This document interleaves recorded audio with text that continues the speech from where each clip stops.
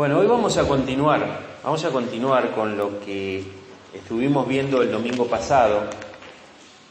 Ustedes recordarán, por lo menos los que estuvieron, que a pesar de que esto parece un paréntesis, o es un paréntesis, pero a pesar de que parece que fuera del tema que venimos hablando del mes de julio, que es el tema de, digamos, el crecimiento de la apostasía en la iglesia cristiana, en la iglesia evangélica, en la iglesia de Cristo, hemos visto algunos temas referidos justamente a la proliferación de falsos maestros, falsos profetas, de falsas enseñanzas. También vimos cómo han aparecido algunas cosas no bíblicas en muchas iglesias que se dicen ser cristianas, cómo ha entrado la inmoralidad en muchas denominaciones, ¿no es cierto?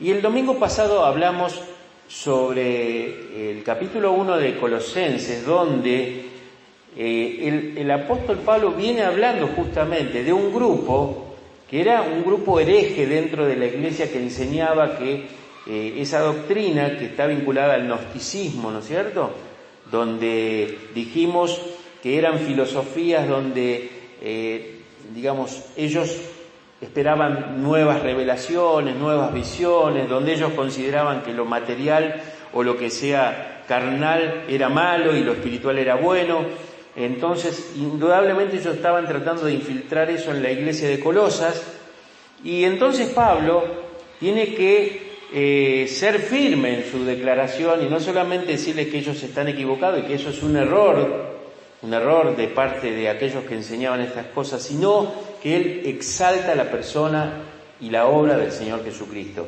Y entonces estuvimos leyendo del versículo 15 al 18, hoy vamos a volver a leerlo y vamos a ver otro aspecto que quizás no vimos el domingo pasado. Así que les invito a que busquen en Colosenses, capítulo 1, y dice así el versículo 15. Él es la imagen del Dios invisible. Y hago un paréntesis acá. Cuando dice Él, se refiere a Cristo, ¿no es cierto? Él viene hablando del Señor, pero cuando se refiere acá a Él, se refiere al Señor Jesucristo. Él es la imagen del Dios invisible, el primogénito de toda creación, porque en Él fueron creadas todas las cosas, las que hay en los cielos y las que hay en la tierra, visibles e invisibles, sean tronos, sean dominios, sean principados, sean potestades. Todo fue creado por medio de Él y para Él, y Él es antes de todas las cosas, y todas las cosas en Él subsisten. Y Él es la cabeza del cuerpo, que es la iglesia, Él que es el principio, el primogénito de entre los muertos, para que en todo tenga la preeminencia.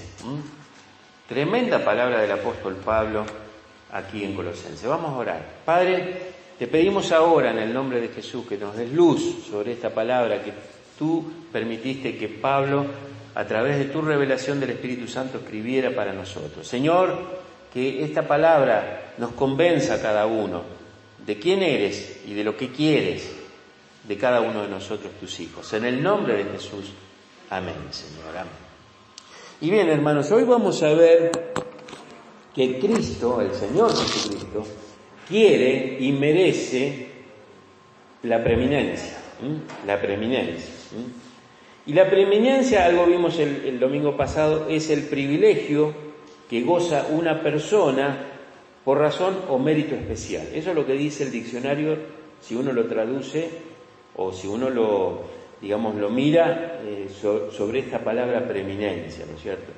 Y Cristo es el preeminente.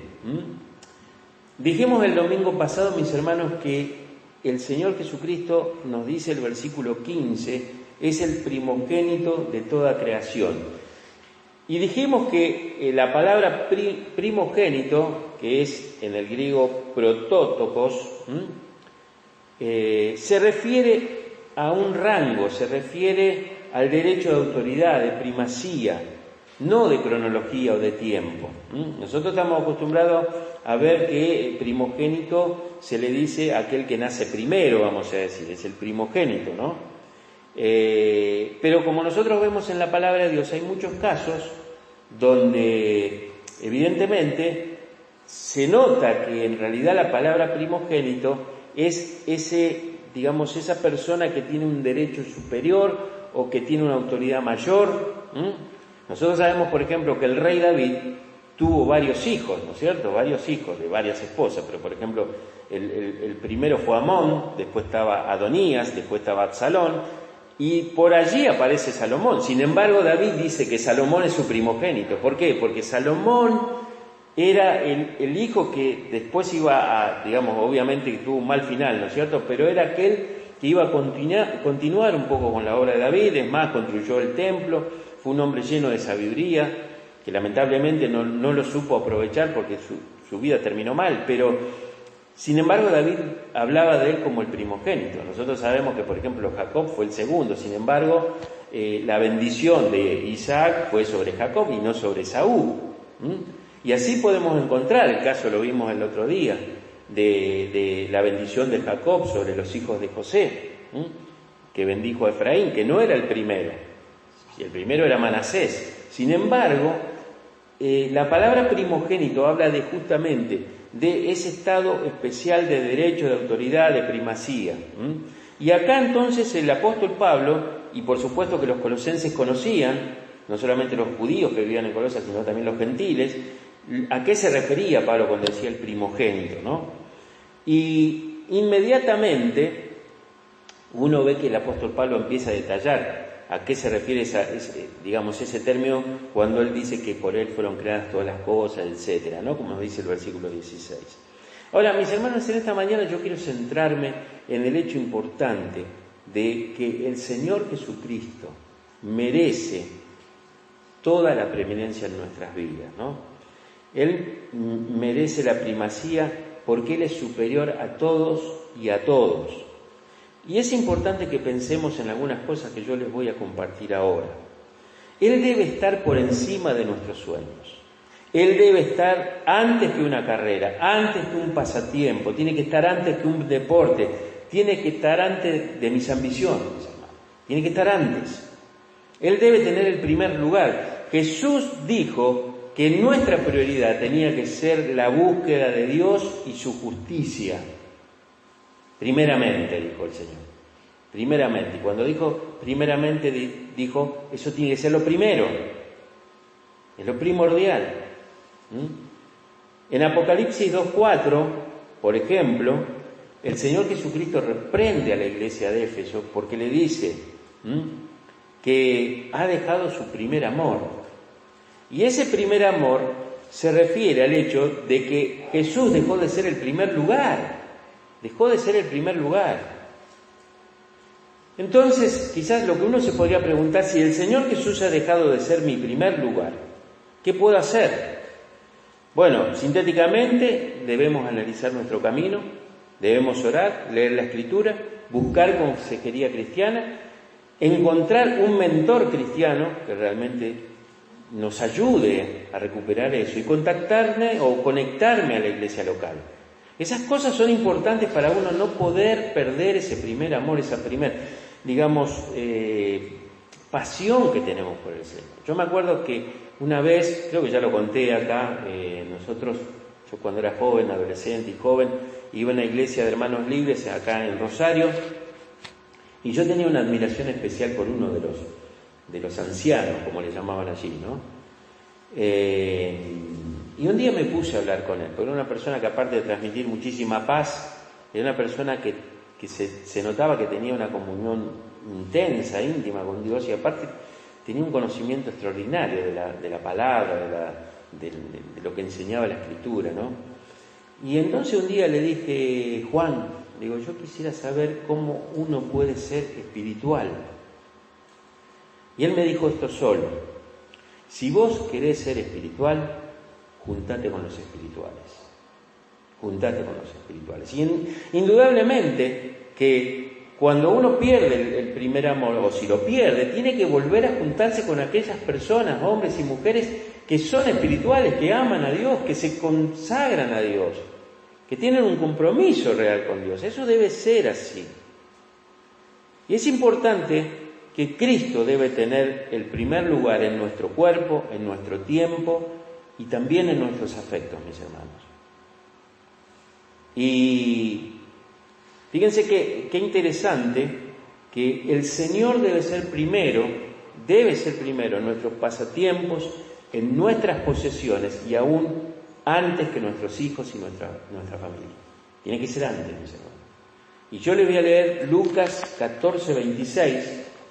Lucas 14:26, lo voy a leer en 3 versiones.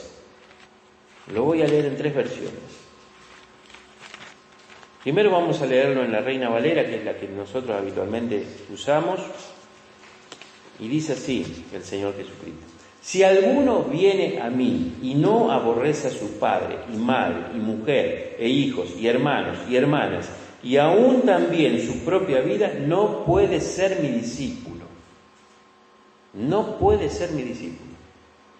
La Nueva Versión Internacional dice: si alguno viene a mí y no sacrifica el amor a su padre y a su madre, a su esposa y a sus hijos, a sus hermanos y a sus hermanas y aún su propia vida, no puede ser mi discípulo.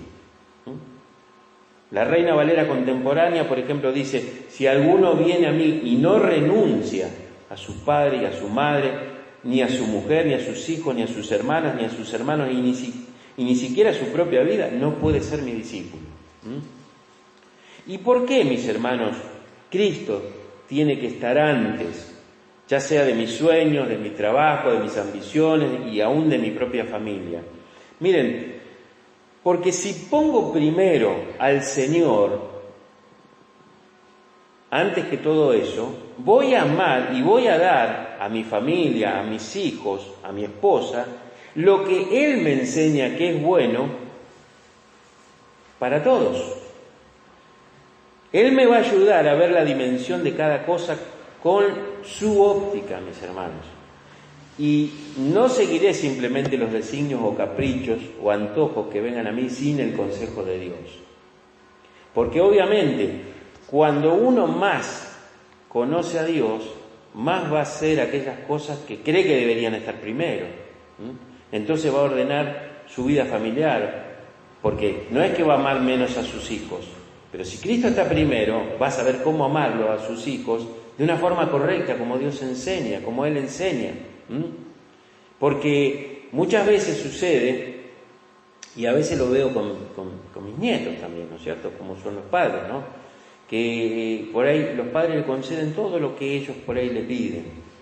Entonces, en realidad, allí, en esos casos, cuando no está el Señor primero, no se tiene la sabiduría suficiente para saber cuándo decir que no, cuándo decir que sí, hasta dónde, hasta cuándo. Entonces, digamos, uno está cumpliendo algunos deseos o algunas situaciones, pero quizás eso no es lo que Dios quiere, seguramente no es lo que Dios quiere. Entonces es importante lo que el Señor Jesucristo dijo. Y no lo digo yo, mis hermanos. Como dijo alguien en estos días que escuché por allí, si alguien tiene algo que objetar, que se lo diga al Señor, porque Él es el que escribió lo que está escrito. Y si Él dijo que alguien no sacrifica o no renuncia a su padre, a su madre, a sus hijos, a su esposa, a sus hermanos, sus hermanas, y no pone aún su propia vida como algo secundario, no puede ser su discípulo, no puede ser su discípulo. Y es duro esto, pero es así. El Señor Jesucristo le dijo a sus discípulos en un momento: ¿ustedes se quieren ir también? Váyanse. Y Pedro, ¿qué le dijo? Señor, ¿a dónde iremos? Si tú tienes las palabras de vida. ¿A dónde iremos?, le dijo Pedro. Y entonces esta es una circunstancia que muchas veces nosotros no la tenemos en cuenta, porque ¿saben qué, mis hermanos? Cristo merece la preeminencia y Cristo quiere la preeminencia. Y para eso vamos a ver en estos minutos que quedan, podríamos decir así, 3 razones por las que Pablo nos enseña que Cristo debe ser el primero en cada uno de nosotros. Todas tomadas acá de Colosenses capítulo 1. Primero vamos a ver en el versículo 14 que dice lo siguiente. Colosenses 1:14 dice: en quien tenemos redención por su sangre, el perdón de pecados. Cristo merece tener la primacía, la preeminencia en nuestra vida porque Él nos salvó, mis hermanos. Él nos salvó. Acá dice, en quien tenemos redención por su sangre, el perdón de pecados. Efesios dice algo muy parecido. Efesios 1:7 dice, en quien tenemos redención por su sangre, el perdón de pecados según la riqueza de su gracia. Entonces, nosotros tenemos que entender que Cristo nos salvó, Cristo nos redimió. Hechos 4:12 dice que en ningún otro hay salvación, en ningún nombre, no hay otro nombre dado bajo el cielo a los hombres en que podamos ser salvos. Por ejemplo, conocemos ese muy conocido texto de Juan 14:6, donde dice, yo soy el camino, la verdad y la vida. Nadie viene al Padre sino por mí. Nadie puede ser salvo sin Jesús. Y por ejemplo, Juan 10:9 dice, yo soy la puerta, el que por mí entrare será salvo. Entonces, nosotros nos podemos dar cuenta que el apóstol Pablo está diciendo acá que nosotros tenemos redención por su sangre. ¿Qué quiere decir? Por su vida, porque sabemos que la vida está en la sangre. Cuando Jesús dio su sangre, en realidad dio su vida. Eso es lo que quiere decir. ¿Y por qué? Por cada uno de nosotros, mis hermanos. Y dice, por ejemplo, Romanos 3:24, siendo justificados gratuitamente por su gracia, mediante la redención que es en Cristo Jesús. La palabra redimir significa comprar, mis hermanos. El término era usado específicamente con referencia al pago de la libertad de un esclavo. Y la aplicación en este término, referido a la muerte de Cristo en la cruz, significa exactamente eso. Si somos redimidos, entonces nuestra condición previa era de esclavitud, mis hermanos. Era de esclavitud. Dios ha pagado nuestra libertad. Dios ha pagado nuestra libertad en la persona de Cristo. Y ya no estamos bajo la esclavitud del pecado. Eso lo enseña el apóstol Pablo. Ni tampoco estamos bajo la ley del Antiguo Testamento. Nosotros fuimos redimidos. Fuimos comprados por Él. Y a veces no tenemos la conciencia suficiente de pensar en esto. No nos pertenecemos. Cualquiera de nosotros que va y compra un producto, a partir de ese momento que lo compra, le pertenece o no. Uno quiere comprar un producto de lo que sea, ya sea en un supermercado, en una casa de artículos del hogar. Entonces cuando uno lo compra, se lo lleva a la casa y es de uno. Bueno, Jesús hizo eso, nos compró. Somos de Él. Y se nos escapa muchas veces esa realidad que si somos de Cristo no somos nuestros. Y por lo tanto, como vamos a ver en esta mañana, hay cosas que nosotros como propiedad de Él tenemos que ser y hacer. Ahora, es importante que la palabra rescate está relacionada con el concepto cristiano de redención. Jesús pagó la liberación por nosotros del pecado y de sus consecuencias. Y tengo una cantidad extensa de textos que no lo voy a leer por cuestiones de tiempo, ¿no? Pero es importante que, entendamos esto. Su muerte fue ofrecida a cambio de nuestra vida. Es decir, hubo un intercambio. Jesús dio su vida por la nuestra. Entonces, a través de su sangre, nosotros pasamos a ser de Él. Esto es lo que dice Colosenses 1:14, ¿no? Y fíjense los beneficios de la redención. Yo voy a leer algunos nomás. Algunos de los beneficios de la redención, y después ustedes pueden volver a escuchar esta grabación y pueden buscar estos textos porque ahora no lo vamos a hacer.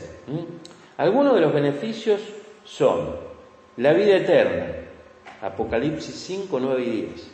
El perdón de los pecados, Efesios 1:7, la justificación, Romanos 5:17, la libertad de la maldición de la ley, Gálatas 3:13, adopción dentro de la familia de Dios, Gálatas 4:5, liberación de la esclavitud del pecado, Tito 2:14 y 1 Pedro 1:14, paz con Dios, Colosenses 1:18 al 20, morada permanente del Espíritu Santo, 1 Corintios 6, 19 y 20. Entonces, mis hermanos, ser redimido, es decir, lo que hizo Cristo, nos compró, es ser perdonado, ser santificado, ser justificado, ser bendecido, ser liberado, ser adoptado, ser reconciliado. Tremendo esto, mis hermanos, lo que el Señor hizo por nosotros.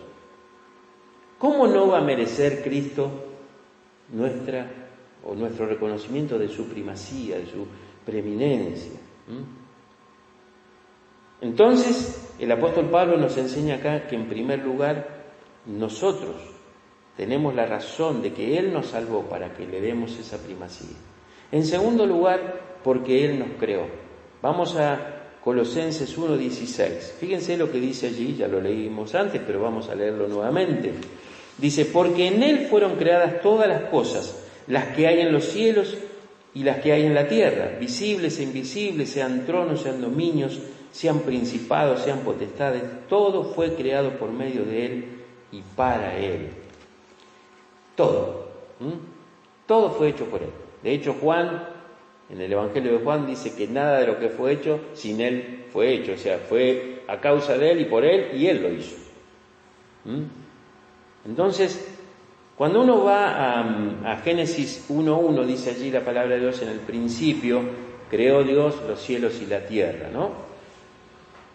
Y acá en Colosenses, entonces, hay un detalle de eso, cuando leemos lo que recién vimos, que Él hizo todas las cosas, ¿no? Ahora, Jesucristo, por lo tanto, enseña o nos deja una clara enseñanza en las Escrituras de que es Él el creador de todo. Obviamente también de todo lo que no vemos, ¿no es cierto? Porque hay muchas cosas que son invisibles.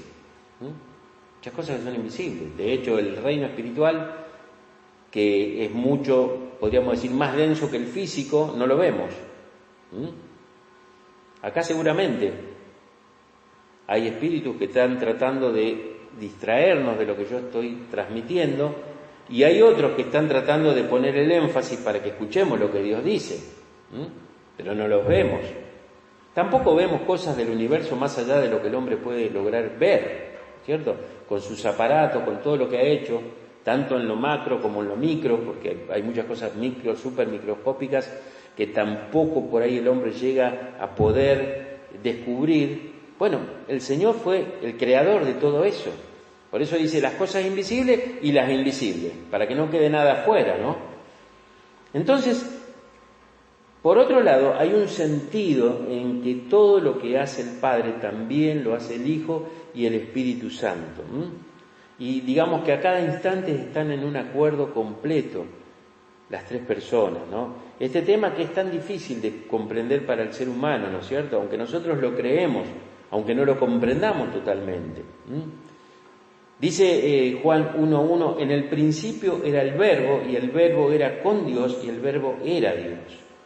Y acá hay tres cosas importantes que creo que nos hará bien sellar en nuestra mente con respecto a esto. Primero dice que Jesús estaba en el principio, es decir, estaba presente en la creación. Estaba presente en la creación Jesús. Por eso dice, en el principio era el Verbo, y el Verbo nos está hablando de Cristo, la palabra viva, ¿no es cierto? Por un lado, el Señor Jesucristo ya estaba presente antes de la creación. En segundo lugar, Jesús es distinto al Padre, porque dice el versículo, el Verbo era con Dios. Entonces, el Verbo con Dios, es decir, son dos, son distintos. ¿Se entiende, no? Y después dice el texto, el Verbo era Dios. Entonces acá no solamente Jesús es distinto con el Padre en el hecho de que son dos personas, sino que Jesús es el mismo Dios en naturaleza. Él era Dios y sigue siendo Dios, por lo cual nosotros creemos en un Dios que está formado por tres personas. Pero mucha gente, y debido a esto también, es lo que surgía allí en Colosas, porque ¿qué pasaba? La falsa doctrina de estos gnósticos decían que Jesús no podía ser Dios. ¿Por qué? Porque ellos decían que todo lo que era material era malo, y ellos, su análisis era, si Dios es perfecto, no puede manifestarse en forma humana porque es malo, entonces ya no es ese Dios tan perfecto. Y entonces nosotros vemos a través de la Escritura que nos dejan tanto Pablo como Juan claro que Jesús es Dios, mis hermanos. Jesús es Dios. Y por lo tanto nos creó. Ahora uno podría preguntarse, pero ¿y para qué Dios nos creó? Fíjense lo que dice Apocalipsis 4:11. Dice, Señor, digno eres de recibir la gloria y la honra y el poder, porque tú creaste todas las cosas y por tu voluntad existen y fueron creadas. Fuimos creados por la voluntad de Dios. Por tu voluntad existen y fueron creadas. ¿Por qué fuimos creados? Porque alguien puede decir, bueno, pero yo no quería ser creado, yo no quería estar acá en la tierra, no quería. Muchas veces cuando muchos se analizan en su frustración o en su limitación, en sus problemas, dicen, bueno, la verdad que yo no sé para qué vivo, para qué estoy acá. Bueno, ¿para qué? Porque fue la voluntad de Dios. Dice acá, en este versículo, que por la voluntad de Dios existen y fueron creadas, es decir, nos incluye a nosotros también.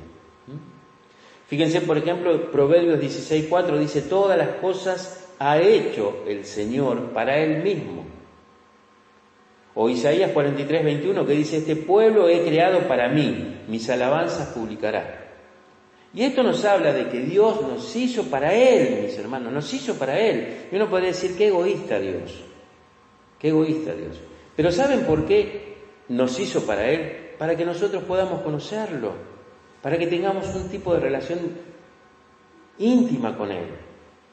Y de hecho, cuando uno hace un bien, muchas veces también puede decir que es egoísta, porque cuando uno ayuda a una persona, por ejemplo, en el fondo, además de ayudar a esa persona, es algo que a uno le hace bien, ¿o no? Entonces, quiere decir que Dios nos hizo para Él por un bien también, un bien para nosotros, un bien para Dios mismo, porque realmente Él busca que nosotros lo conozcamos. Fíjense lo que dice Romanos 11:36, porque de Él y por Él y para Él son todas las cosas. Y acá no queda nada fuera. Todas las cosas son por Él, de Él y para Él. Efesios 1:5 dice, en amor, habiéndonos predestinado para ser adoptados hijos suyos por medio de Jesucristo, según el puro afecto de su voluntad. Y el versículo 6 dice, para alabanza de la gloria de su gracia con la cual nos hizo aceptos en el amado. Otra vez, Dios nos hizo para alabanza de su gloria. Nos creó para Él, mis hermanos, nos creó para Él. Por eso necesita ser reconocido como el preeminente. Él necesita la primacía porque Él nos hizo para Él. Y hay un texto que a mí me gusta mucho y que lo aprendí hace 2 o 3 semanas. Mientras estaba en la cama me desperté y me acordé y lo busqué. Y todos los días me venía, ¿no? Después, y es en Romanos 14, 7 y 8. Y fijemos este texto, mis hermanos. Romanos 14, 7 y 8. Porque ninguno de nosotros vive para sí, y ninguno muere para sí. Pues si vivimos, ¿para quién vivimos? Para el Señor vivimos. Y si morimos, para el Señor morimos. Así pues, sea que vivamos o que muramos, del Señor somos. Y es importante entender esto, porque uno dice a veces, sí, soy del Señor, qué lindo, qué alegría. Pero no piensa que lo que está diciendo acá del Señor somos, le pertenecemos a Él. No somos nuestros. No podemos tomar las decisiones sin consultarlo a Él. Él es el que tiene la primacía. Él nos compró, mis hermanos, y vimos todo el precio, lo que significaba el precio, todo lo que nos dio. Por lo tanto, mis hermanos, ya no vivimos para nosotros, porque si vivimos, para el Señor vivimos. Entonces muchas veces ponemos excusa, no, yo no puedo hacer esto, no puedo hacer aquello. Pero si le perteneces a Cristo, mi hermano, ¿por qué te negás? Porque en realidad no estás simplemente negándote a algo que vos podés hacer para el Señor, sino que estás obstruyendo para lo cual Él te ha llamado, para Él. Bien que si me llama mi jefe, enseguida corro y hago lo que me dice en mi empresa. ¿Y qué de Cristo? ¿Y qué de Cristo? Si Él nos llama y nos dice, tenés que hacer esto, tenés que ponerte las pilas. No, eso puede esperar, lo podemos dejar. Él es el que merece primacía y preeminencia, mis hermanos, no nos olvidemos esto. Y en tercer lugar, y con esto terminamos, no solamente el Señor nos salvó, no solamente el Señor nos creó, sino que el Señor es la cabeza de la iglesia. Colosenses 1:18. Colosenses 1:18. Y Él es la cabeza del cuerpo que es la iglesia, el que es el principio, el primogénito de entre los muertos, para que en todo tenga preeminencia. ¿Qué significa ser la cabeza de la iglesia, mis hermanos? Tanto Colosenses 1, que acabamos de leer, como en Efesios 5, enfatizan el liderazgo de Cristo y su poder, mis hermanos.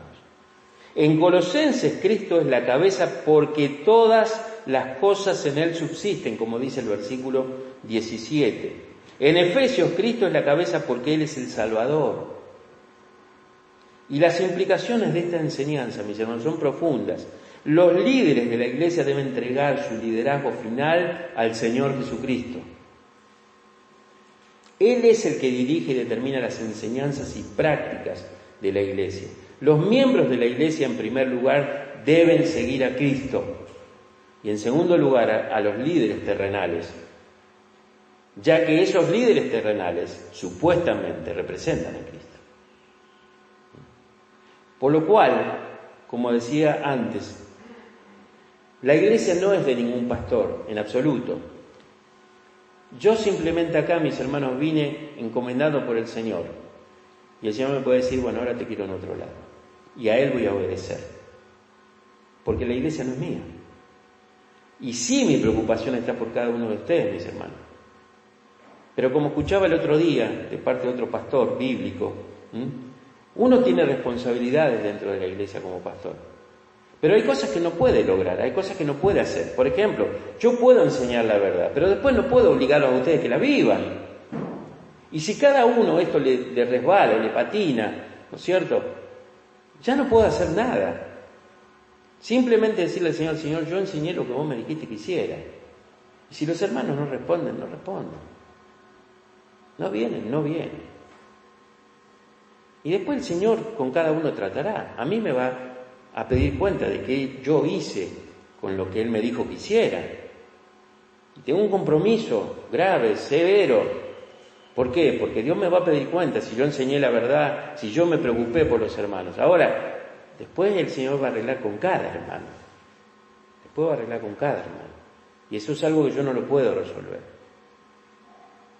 Y además, mis hermanos, de ser el Señor Jesucristo la cabeza de la iglesia, el amor que Jesús tiene por la iglesia se expresa en su deseo de que nosotros también amemos a la iglesia. La iglesia no es un edificio, no es una organización, sino un grupo de personas que conocen y adoran a Jesús. Y fíjense este texto de Hebreos 10, 24 y 25. Esto es lo que nos enseña Dios a través de su palabra. Hebreos 10, 24 y 25 dice: y considerémonos unos a otros para estimularnos al amor y a las buenas obras, no dejando de congregarnos como algunos tienen por costumbre, sino exhortándonos, y tanto más cuando veis que aquel día se acerca. La comunión regular con otros creyentes honra al Señor, mis hermanos, lo honra. Nos anima personalmente como creyentes y nos permite animar y servir a los demás. Y aunque cada iglesia tendrá sus propios líderes locales, el líder máximo de cualquier iglesia es el Señor Jesucristo. Ese es el líder máximo, es Cristo. Él dijo, yo edificaré mi iglesia, en Mateo 16, 18. Él edifica la iglesia. ¿Por qué? Porque la iglesia le pertenece a Él. La iglesia le pertenece a Él. Él es la cabeza del cuerpo y el único con el poder de guiar y amar correctamente a la iglesia. ¿Y qué quiere Él? Que nosotros hagamos lo mismo. Porque no nos olvidemos, si vivimos, para el Señor vivimos. Si vivimos, para el Señor, no para. ¿Qué quiere decir esto? El Señor me dice una cosa, que tengo que hacer. Por eso la gente no recurre a la palabra de Dios, porque desconoce por ignorancia muchas de las cosas que Dios enseña y después no las hace. Pero si uno vive para el Señor, se va a introducir dentro de la palabra de Dios. Y entonces va a decir, como dijo hoy la hermana, leyendo de Pablo: Señor, ¿qué quieres que yo haga? Pablo no le dijo: Señor, ¿qué quieres que yo sepa? No, ¿qué quieres que yo haga? ¿Por qué? Porque ya él ahí en su conversión entendió que ya no vivía más para él, ahora vivía para Cristo, siendo que era un perseguidor de los cristianos, pero tal fue su conversión que ya no vivía Cristo, sino ya no vivía él, sino vivía Cristo en él para vivir esa vida. Por lo tanto, mis hermanos, qué enseñanza clara del apóstol Pablo, indiscutible, indiscutible. Y todo lo que la palabra nos enseña pasa a ser una carga en nosotros, porque ya no tenemos excusa, dice la palabra de Dios. ¿Ya lo escuchaste? Ya lo sabes. Por eso, cuanto más sabemos, más podemos autocondenarnos, porque somos responsables de lo que el Señor nos ha dicho. Entonces, hermanos, reflexionemos. Vivamos para Cristo, no para nuestros propios intereses. La vida es tan corta, la vida es tan breve, hasta se comparan en el Antiguo y en el Nuevo Testamento como una flor del campo que sale, la agarra el sol y chao, se fue. Fíjense qué cortito, así la vida. Entonces, ¿para quién vamos a vivir? ¿Para quién vamos a vivir? Y recordemos, y con esto termino otra vez, este texto de Romanos que me tocó mucho, Romanos 14, que leí antes y que realmente nos pueda hacer pensar, ¿no? Dice: porque ninguno de nosotros vive para sí, y ninguno muere para sí. Pues si vivimos, para el Señor vivimos, y si morimos, para el Señor morimos. Así pues, sea que vivamos o que muramos, del Señor somos. Amén. Amén.